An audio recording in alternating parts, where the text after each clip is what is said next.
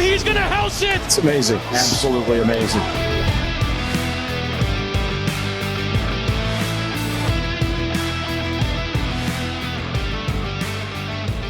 What's going on, everybody, and welcome to another Angle of Pursuit podcast, your fantasy football, sports betting, and NASCAR home. I am your host, Kyle Robert. You follow me on Twitter at NotoriousKRO.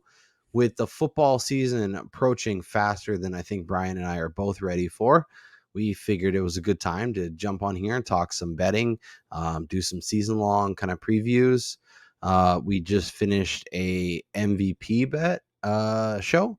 We'll be taking $100 in each of these episodes, dividing it up among at maximum 3 players and or teams, and trying to see who can make the most money throughout the year. So, Brian, how is it going? It's great, man. I'm excited to dive into these Super Bowl numbers because I think as we saw last year, we're no longer shopping solely near the top of the board. I think the NFL's parity has grown so much that if we're going to start to see more teams in that like 20 to 30 to 1 range reach the playoffs, where anybody legitimately has a shot to win the Super Bowl. Yeah. I am with you. I think obviously there is teams at the top for a reason, but I also think there's opportunity kind of throughout the board. So let's take a look as we head over to Odds Checker and see.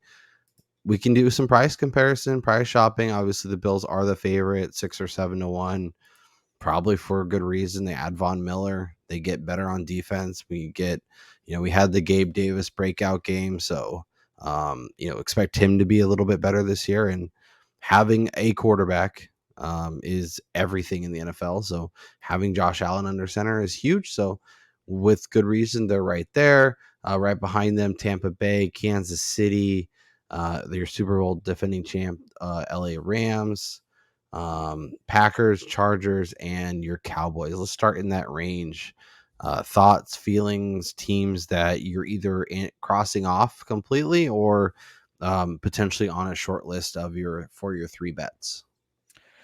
If you watch the MVP show, you can never count out Tom Brady, but betting Tampa at 7.5 to 1 it's a good number for a team that has the roster and looks like a Super Bowl contender, but the NFC is so strong at the top with Aaron Rodgers, the Cowboys and Dak, San Francisco maybe staying healthy all season, and we saw what they were able to do last year. The Rams, the defending Super Bowl champions. So getting to that number is probably going to be a little more difficult, whereas Buffalo is probably, the best team in football. They just continue to get better. They added Von Miller.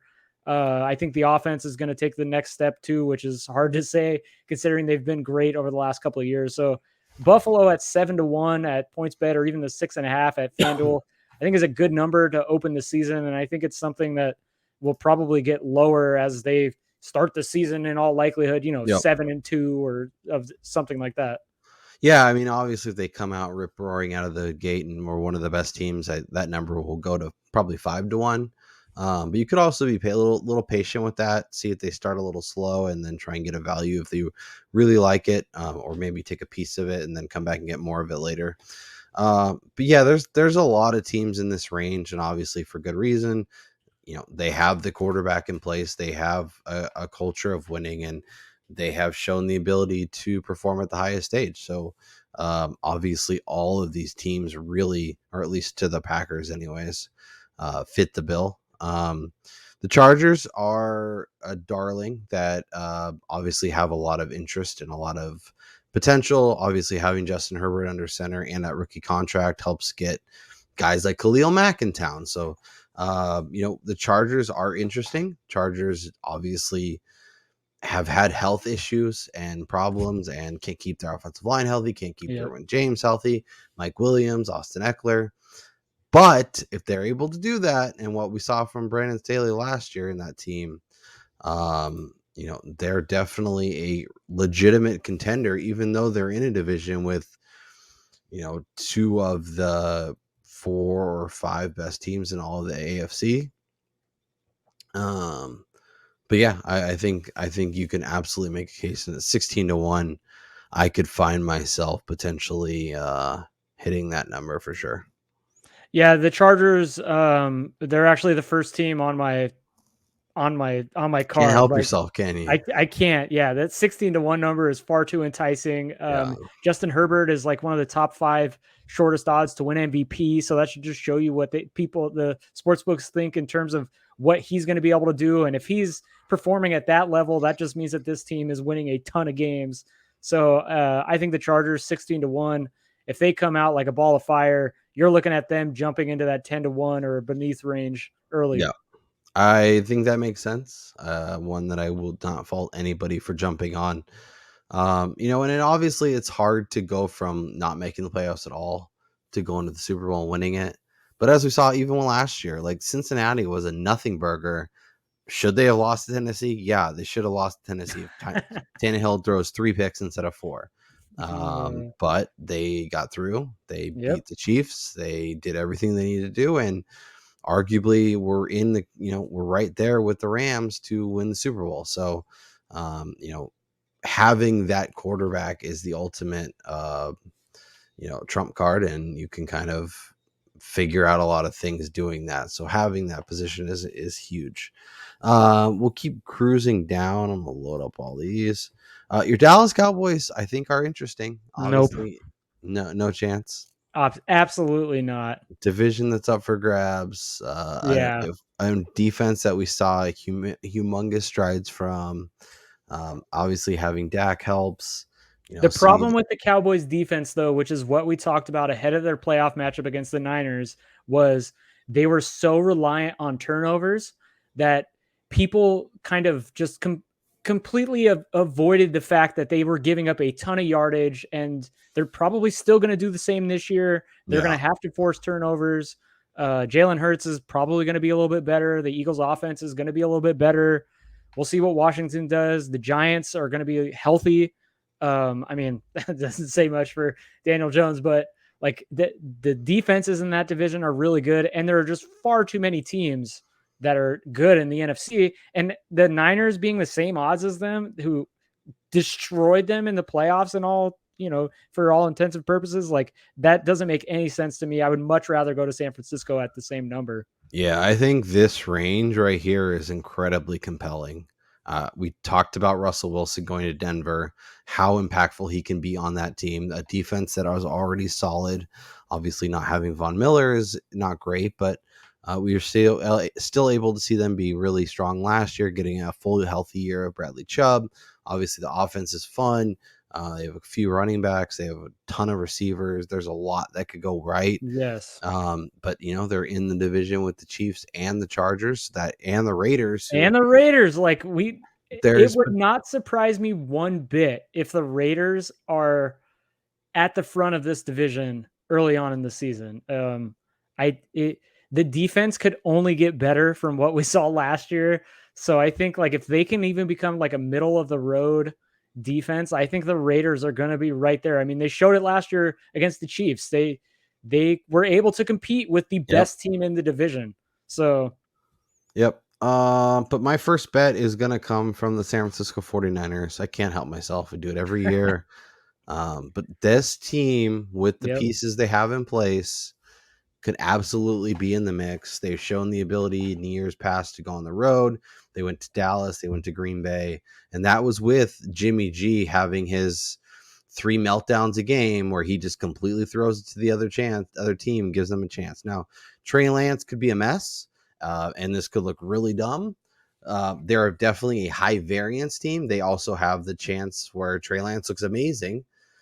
This team clicks, and they're off and running, and Debo is back, and Ayuk's there, and George Kittle in the running game, and the defense is awesome. They made some additions to the secondary. That was their biggest weakness last year. How effective that can be, we'll see. But that pass rush, that front 4 is going to be critical for this team. And as long as they're healthy, and that offensive line is healthy, and that defensive line is healthy, and Nick Bosa gets to the quarterback, it does a lot for the rest of the team. And at 18-1, I will be taking that as my first bet. Yeah, that's I actually avoided that just because I had a feeling you were going to go there. It's just one of the, like, as much as I'm a Cowboys fan and we absolutely hated the 49ers over the 90s, like there's nothing but respect for that rivalry. And just like last year, I actually bet the Niners to beat my Cowboys in that game. I I made so wholeheartedly, much money between that game and the Packers game last year. yes, It was glorious. I wholeheartedly appreciate what San Francisco does on the football field. Like I love the way that they play. They play the style that is geared towards winning championships. You know, they run the ball, they play good defense, they try to limit turnovers. And I think the same is going to be said for this season, especially if Trey Lance comes out and he is every bit the third pick that they made last season. Yep. We'll keep moving and we'll kind of dive into this 20 to 1 range. There's a bunch of interesting teams in here. Do you have a bet in this range? Because I do. We're going down to the Cardinals. We can go down to the Cardinals. They're 28 to 1 on a book. So yeah, anything between, Denver to Arizona is fine. Oh yeah, no. Indianapolis 25 to 1. Matty Ice, he's Super Bowl pedigree, although he didn't beat Tom Brady. That was not his fault. They are just set up to win the AFC South. I think that their defense is good enough to get them to, the AFC Championship game, if not the Super Bowl. They have the running game, like I just said about San Francisco, built to help them win a championship. They're not really going to have to deal with the weather to get there, which I think is going to be huge come late in the season. Right. But I also think they're a team that has the pieces that it can go out in the weather with Jonathan Taylor. And and kind of the bigger receiver and Michael Pittman. This team is built for all kinds of football. I think that the addition of Matty Ice is going to play huge dividends for this team, and getting them at so low down the board is a great number for a team that should, in my opinion, win their division. Yeah, as a Titans fan, I hate that I have to agree with you, but I want to talk high variance team. The Titans were the number 1 seed in the AFC last year. Derrick Henry could be back fully healthy, and that team could be awesome.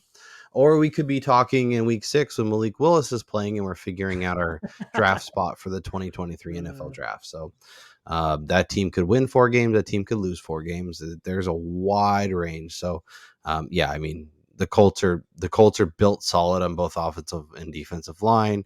They could win a variety of ways. And I think Matt Ryan gives them in a dimension that Phillip Rivers and Carson Wentz just simply could not. My other pick in this range is the Baltimore Ravens. I think that division is wide open. I don't think Deshaun Watson plays much, if at all.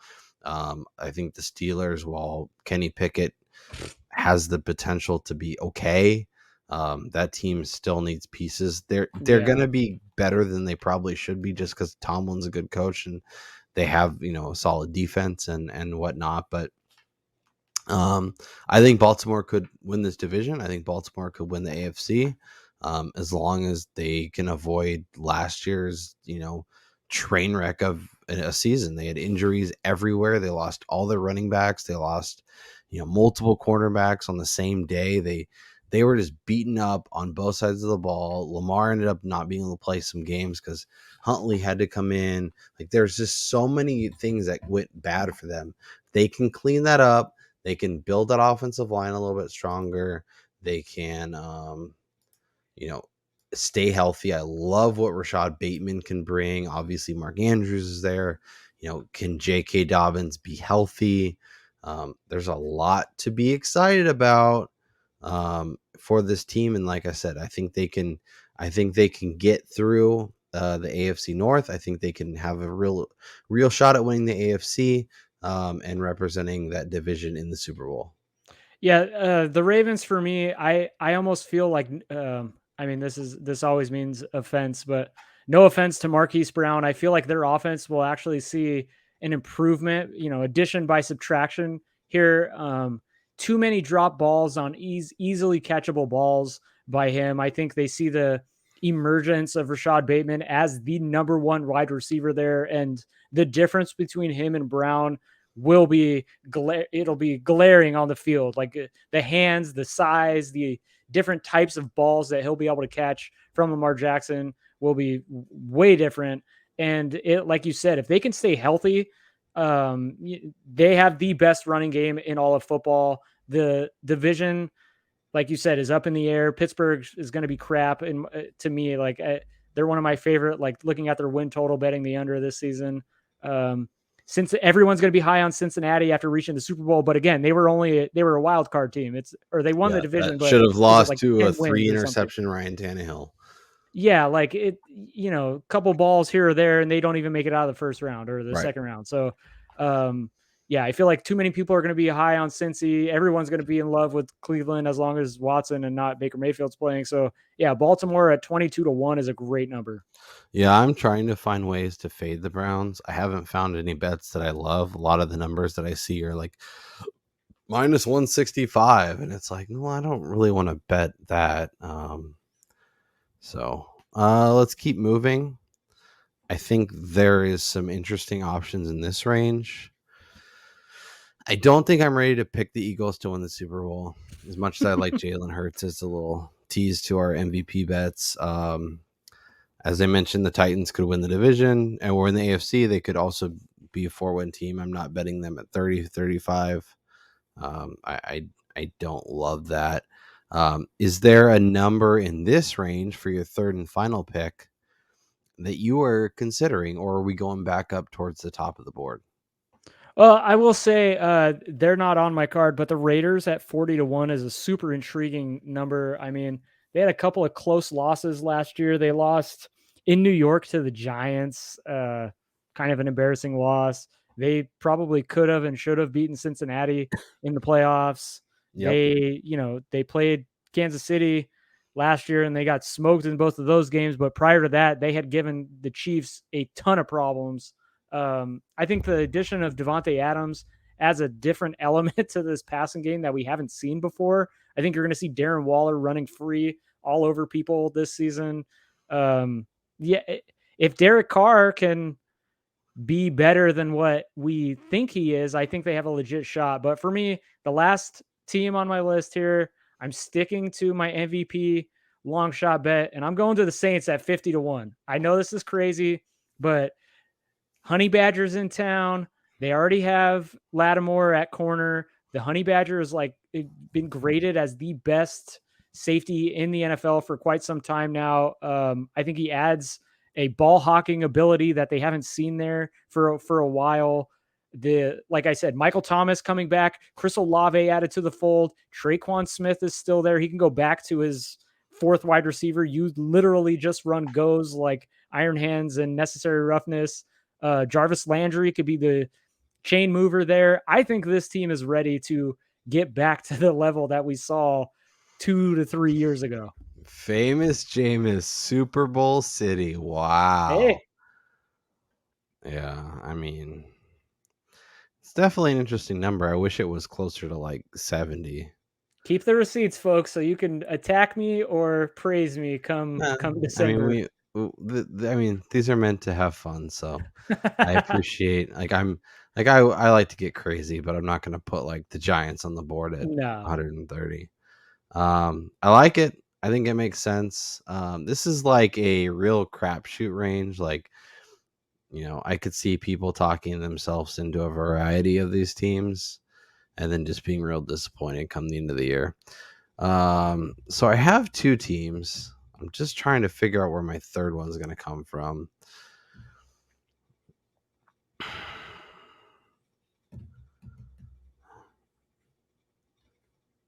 You know what?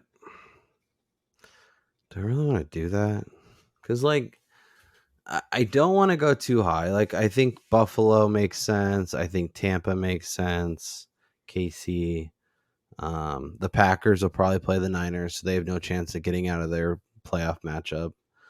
The Chargers. And then, real quick, is this also the first year that we're getting the 7 playoff teams? Or did they do that last year? No, they've done that, I think, like the last 2 years. Where the number 1 seed had a bye? No, yeah, we definitely was last year. I'm trying to remember the year before because the Titans had the only number 1. Oh, that's right. That's right. So I have Baltimore. I have the Niners. I have a few teams, so let's talk this through. So Arizona at 35-1 is the number that jumps out to me first.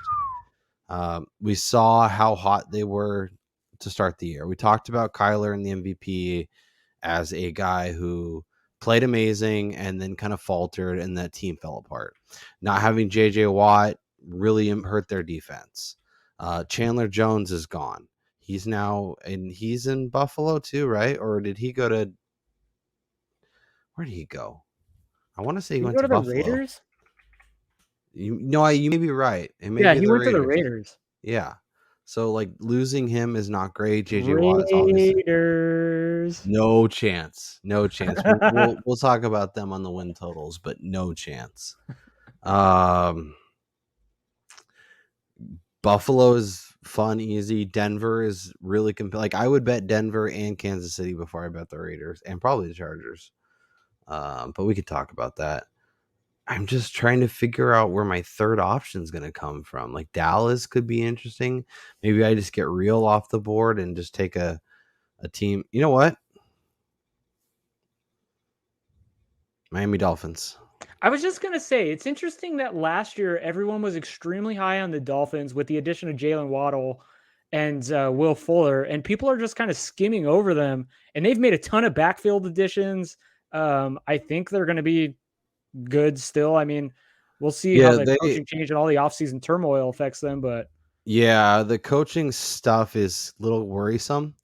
And I'm worried that it's going to fall apart. It sounds like Tom Brady was actually going to be a Dolphin this year if it had not been for all the Brian Flores nonsense. Yeah, it sounded like he was going to be like owner player or something weird. But this team is built to win. They are built to be competitive. Now, Tua's very much in a Jalen Hurts like situation where here's your keys, here's all these weapons. Tyreek Hill's in town. We saw what Jalen Waddle could be last year. Mike Gesicki. They have a multitude of running backs, whether it's we'll see if Raheem Mostert or Sony Michel or whoever emerges out of that backfield. But they have a bunch of names.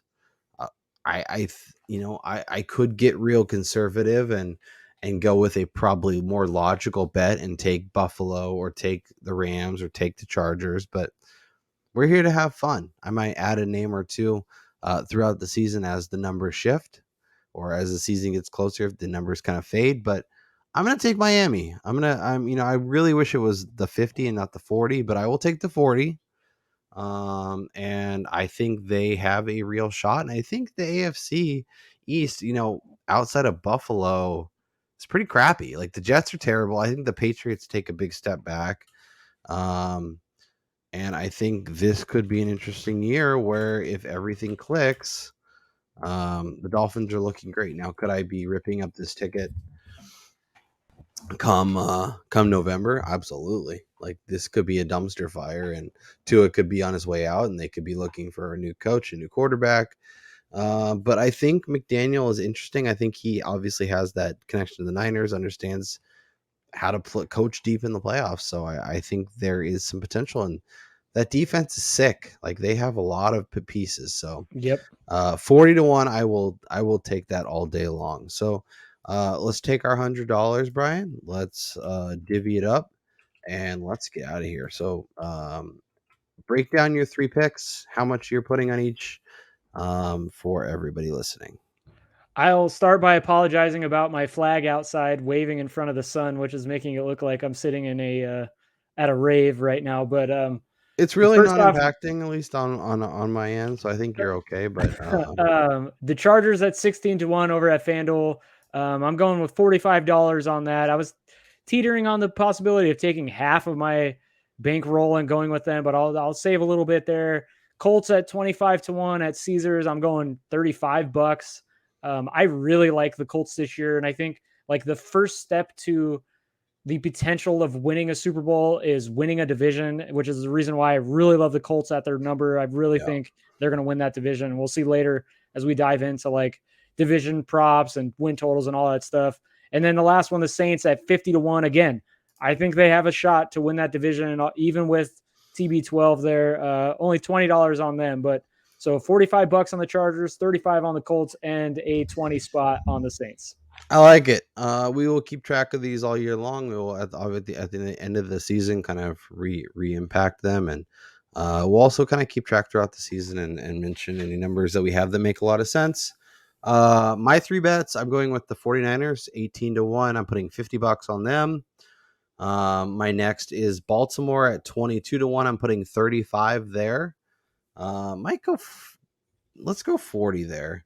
And then because I feel really strongly about those two, and then my Dolphins at 40-1. I'm just gonna put $10 on. It's more of a fun take a Yeah. shot bet, hope it pans out, and go from there. But yeah, I feel the Niners and Baltimore, like that could be the Super Bowl.